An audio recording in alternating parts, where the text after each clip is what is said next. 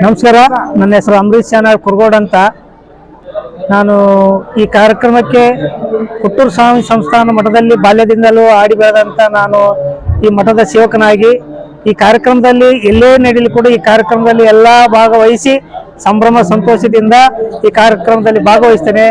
ಸಂಗನ ಬಸವಾಜ್ಯರ ತದನಂತರದಲ್ಲಿ ಮುಪ್ಪಿನ ಬಸವಲಿಂಗ ದೇವರು, ಈ ನಮ್ಮ ಸೋಮ ಸಮುದ್ರದ ದೇವರಾದಂಥ ಸಿದ್ಧಲಿಂಗ ದೇವರ ಚರಪಟ್ಟಾಧಿಕಾರಕ್ಕೆ ಸೋಮ ಸಮುದ್ರ ಗ್ರಾಮದಲ್ಲಿ ಮತ್ತು ಸುತ್ತಲಿನ ಎಲ್ಲಾ ಗ್ರಾಮದಲ್ಲಿ ಕೂಡ ಪುರಪ್ರವೇಶಗಳನ್ನ ಮಾಡಿ ಜನಗಳನ್ನ ಬರಮಾಡಿಕೊಂಡು ಮತ್ತು ಎಲ್ಲಾ ವಿವಿಧ ಕಾರ್ಯಕ್ರಮಗಳನ್ನ ಮಾಡಿ ಮತ್ತು ಇಲ್ಲಿ ಸುಮಾರು 1500 ಹೆಣ್ಮಕ್ಕಳಿಗೆ ಉಡಿ ತುಂಬ ಕಾರ್ಯಕ್ರಮವನ್ನ ಮತ್ತು ಕೊನೆಯ 9ನೇ ತಾರೀಕು ಪಟ್ಟಾಧಿಕಾರ ಸಂಭ್ರಮವನ್ನು ಅದ್ದೂರಿಯಾಗಿ ಸುಮಾರು 10,000 ಜನಸಂಖ್ಯೆ ಸೇರುವ ನಿರೀಕ್ಷೆಯಲ್ಲಿದೆ.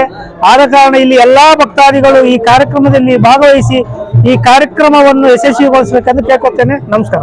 ಓಂ ಮಲ್ಲಿಕಾರ್ಜುನ ಸ್ವಾಮಿ ಇದೇ ಮಠದ ಓಂ ಶಿಖರ ಶಿಲಾಪಟ್ಟಾಧಿಕಾರ ನಮ್ಮ ಸಿದ್ಧಲಿಂಗ ಮಹಾಸ್ವಾಮಿಗಳು. ಆದ ಕಾರಣ ನಾವೆಲ್ಲರೂ ಇಲ್ಲಿ ಭದ್ರಕಾಯಿ ಸೇರಿರ್ತೇವೆ. ಇಂದಿನ ಸಂಗನ ಬಸವ ಮಹಾಸ್ವಾಮಿಗಳು 72ರಲ್ಲಿ ಪಟ್ಟಾಧಿಕಾರ ಆಗಿದೆ. ಇಂದಿನ ಪಟ್ಟಾಧಿಕಾರ ನಮ್ಮೂರಲ್ಲಿ ಜನಿಸಿದಂತ ಶ್ರೀ ಜಗದ್ಗುರು ಕೊಟ್ಟೂರು ಮಹಾಸ್ವಾಮಿಗಳು ಪಟ್ಟಾಧಿಕಾರ 1ನೇ ಪಟ್ಟಾಧಿಕಾರ ಆಗಿದೆ. ಈಗ ಸಿದ್ಧಲಿಂಗ ಮಹಾಸ್ವಾಮಿಗಳದು 2ನೇ ಪಟ್ಟಾಧಿಕಾರ ನಮ್ಮೂರಲ್ಲಿ ನಡೆಯುತ್ತಿದೆ. ನಮ್ಮೂರಿಗೆ ಒಂದು ದೊಡ್ಡ ಸಂಭ್ರಮದ ವಾತಾವರಣವಾಗಿ ಇವತ್ತಿನ ದಿನ, ಇವತ್ತು ನಾಳೆ 2 ದಿನ, ನಾಳೆ ತಾತನವರದು ಪಲ್ಲಕ್ಕಿ ಉತ್ಸವ ಇದೆ, ನಾಳಿದ್ದ ಪಟ್ಟಾಧಿಕಾರ ಇದೆ.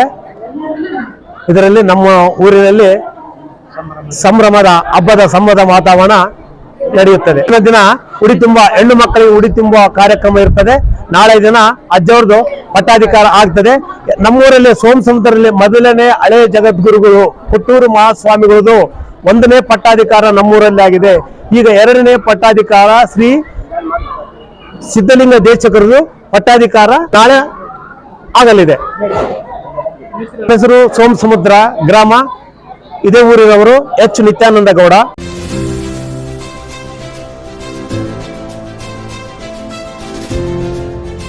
ಇದು ಸೂರ್ಯ ನ್ಯೂಸ್ ಕನ್ನಡ.